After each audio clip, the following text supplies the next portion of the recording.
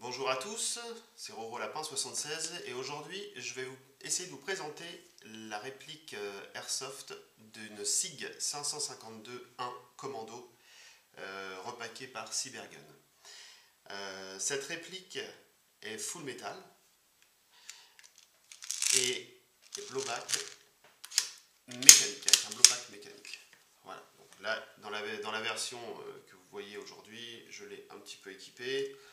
D'origine, il n'y avait pas la Red Dot de type ACOG que j'ai ajouté, de marque Tacticolops, la lampe laser, la poignée bipied et l'appui-joue. Voilà. Le chargeur également n'est pas un chargeur d'origine, puisque le chargeur d'origine ressemble à ça. Et je le déconseille fortement, c'est de la merde. Voilà, ça dure à peu près 3 parties. Après, les billes ne remontent pas, ça misfeed, c'est du cheap, on ne peut plus de cheap, quoi. Voilà. Donc on oublie ce chargeur, hein, c'est directement à la poubelle. Faites les 3 premières parties avec, c'est marrant, après vous changez. Donc voilà, moi j'ai racheté à pas très cher des chargeurs iCapa de 300 billes pour même pas une dizaine d'euros. C'est du Jingdong. C'est pas pire que celui, c'est même beaucoup mieux que l'original. Et j'ai pas de misfeed. La molette marche très très bien. Et j'en ai entière satisfaction. Ensuite, l'avantage, on peut en parler aussi, c'est le côté pratique du fait qu'on peut attacher les chargeurs les uns avec les autres. Donc voilà, moi j'ai pris ça et je suis tranquille. Alors, pour revenir à la réplique, l'enclenchement du chargeur se fait d'une façon hyper franche. Aucun jeu dans la réplique ni dans le chargeur. Ça, c'est le côté sympa. Voilà. Donc, je disais que c'est une réplique blowback mécanique. Donc, avec ce levier qui bouge quand on tire. Ça fait pas mal de bruit. C'est vrai, ça claque pas mal. Du coup, ça donne une petite secousse quand on tire, surtout en full auto. Et vous verrez d'ailleurs que j'ai fait quelques petits cartons pour tester la précision en semi et en full. Et c'est vrai qu'en full, on a tendance à pas trop grouper à 30 mètres parce que, évidemment, avec les petites secousses de l'effet blowback, voilà, quoi, on n'est pas aussi précis qu'en semi. Voilà. Donc, la SIG 552, c'est l'arme à la base qui est utilisée entre autres par le GIGN en France. Bon, il n'utilise pas que ça, mais en tout cas, il l'utilise aussi. On va parler de sa précision.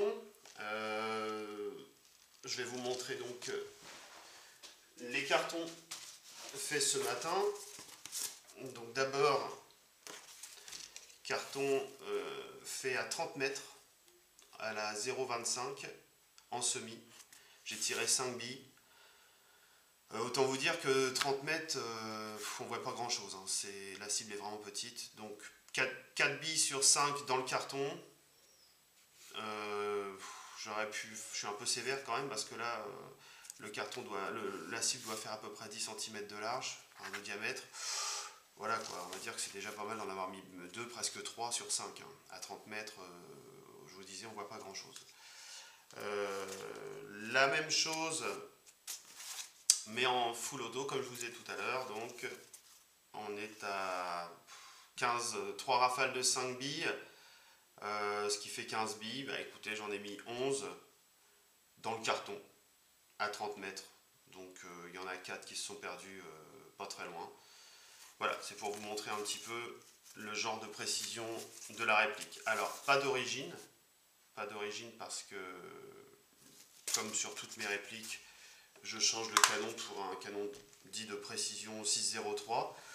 Moi j'aime bien la marque Ultimate, c'est pas plus cher que les autres, ça fait pas moins bien le boulot que les autres, donc puis c'est surtout très disponible dans mon coin. Donc j'ai mis un 603 Ultimate.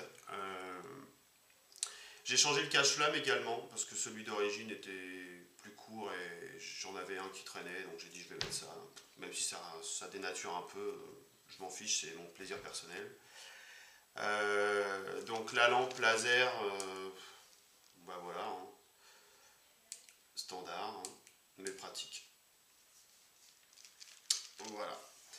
La crosse c'est pliable. Donc en appuyant sur ce bouton, on la replie et on la clipse sur le petit bitonio qui est ici. Alors moi, depuis que j'ai mis l'appui-joue ici, je n'utiliserai pas la réplique en crosse pliée parce qu'évidemment le blowback va se retrouver bloqué par l'appui-joue, chose qui n'arrive pas quand il n'y a pas l'appui-joue puisque la crosse arrière est vraiment plus basse.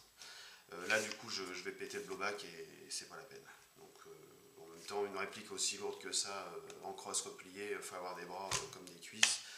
C'est pas mon cas, donc je joue toujours en crosse dépliée.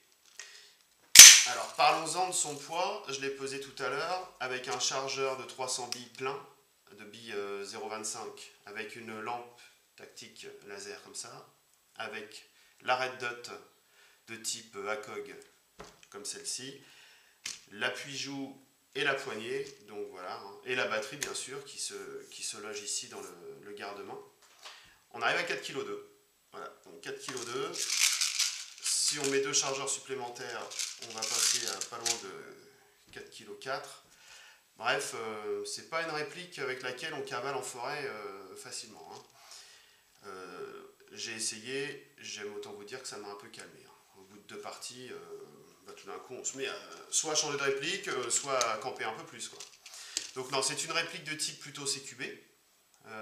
Donc je l'utiliserai essentiellement en bâtiment si on en trouve un. Voilà. Pour ce qui est de la cadence et de la puissance, alors du coup là tout est d'origine. Je l'ai mesuré au chronie à 326 fps, toujours à la bille de 0,25, ce qui fait 1 joule 24. Voilà. Et ça balance 1000 billes minutes environ. 1000 billes minutes. Donc c'est bien, c'est une bonne cadence, c'est une bonne puissance pour déloger l'adversaire relativement loin, puisque j'ai fait mes cartons à 30 mètres, je vous dis, sur des cibles de 10 cm de diamètre.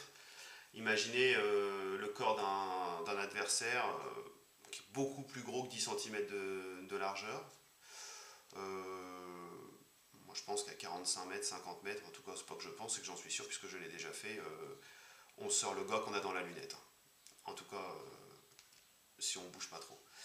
Voilà, donc on va passer au logement de la batterie, au point noir, donc, parce que le logement de la batterie, c'est un peu la galère.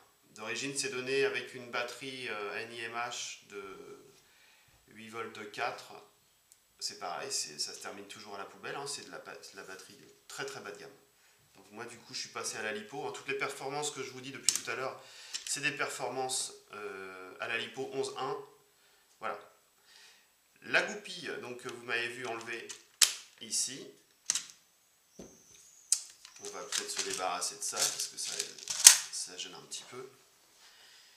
Une fois qu'on a enlevé la goupille, on doit légèrement reculer le garde-main avec le rail, puis lever. Alors je galère à chaque fois, hein, c'est le gros point noir, à la limite je vais même enlever la lampe.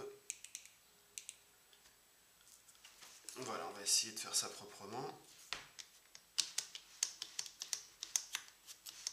Comme je vous disais, c'est prise de tête. Parce que j'ai mis une 11.1 dedans, en LiPo, hein, forcément. Avec la batterie d'origine, on a moins de problèmes. Il a fallu que j'installe ça à ma façon. Donc là, ça me casse les pieds. C'était à prévoir. Voilà. Désolé pour la manip un peu bidon. Voilà, donc ça se présente comme ça. Moi j'ai mis ça, une batterie en un élément, 11.1 LiPo. C'est, on va dire, la meilleure façon, enfin la façon la plus, comment dire, adéquate pour optimiser la cadence et la réactivité de la réplique. Là honnêtement je ne peux pas mettre une lipo d'un format différent, sachant qu'il a quand même fallu qu'ici je dévisse une petite plaque en plastique noir qui est censée dissimuler la batterie d'origine qui est colorée à travers leur iris. Bon. Moi je l'ai entourée de Chatterton parce qu'elle est jaune à la base et du coup voilà, ça se voit pas trop. Donc je vais pas la remettre dedans parce que là c'est vraiment la prise. Ah, peut-être quand même pour faire le test, oui, du blowback. Juste pour vous montrer le bruit et la réactivité avec le blowback. Je vais essayer de voir si j'ai pas une bille enclenchée là-dedans. Donc c'est bon. Donc voilà, le blowback ça va donner ça. Et la cadence, ceci.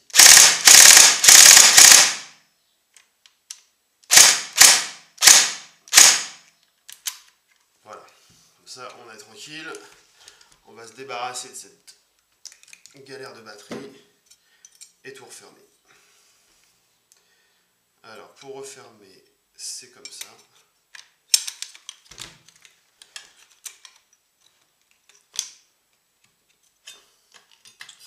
Ça devrait poser un petit peu moins de soucis. Alors vraiment là, on est bien d'accord, le gros point noir de cette réplique, comme de beaucoup de répliques, de toute façon moi je galère avec toutes mes répliques, c'est bien l'emplacement batterie. Voilà.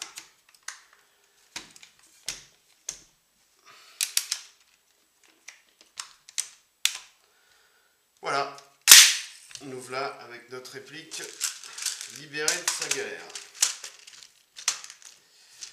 Voilà, donc qu'est-ce que je peux dire de plus? Elle est équipée d'un anneau ici pour accrocher une sangle, mais pas seulement ici, également là. Et plus si affinité, puisqu'on en a même un ici. Je ne vois pas trop la pertinence d'un anneau ici. Peut-être je ne suis pas assez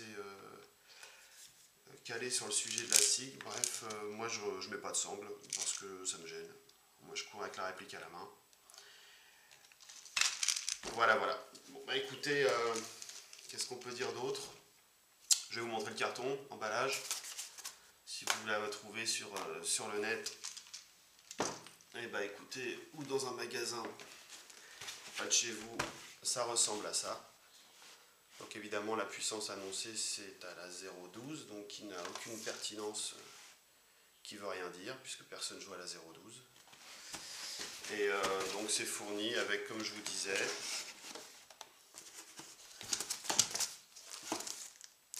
une notice qui sert à rien, une batterie d'origine d'ailleurs que j'avais oublié que j'avais laissé ici, 8 volts 4, 1100 mAh.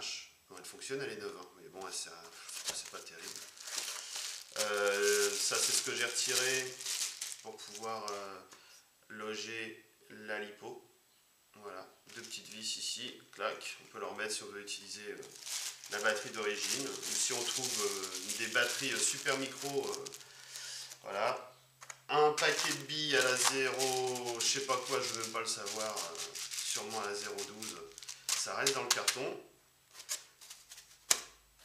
Le chargeur d'origine qui lui va rester dans le carton. Une tigette de débourrage. Voilà. Et le chargeur cheap pourri qui reste dans le carton aussi si on ne veut pas détruire ses batteries. Voilà.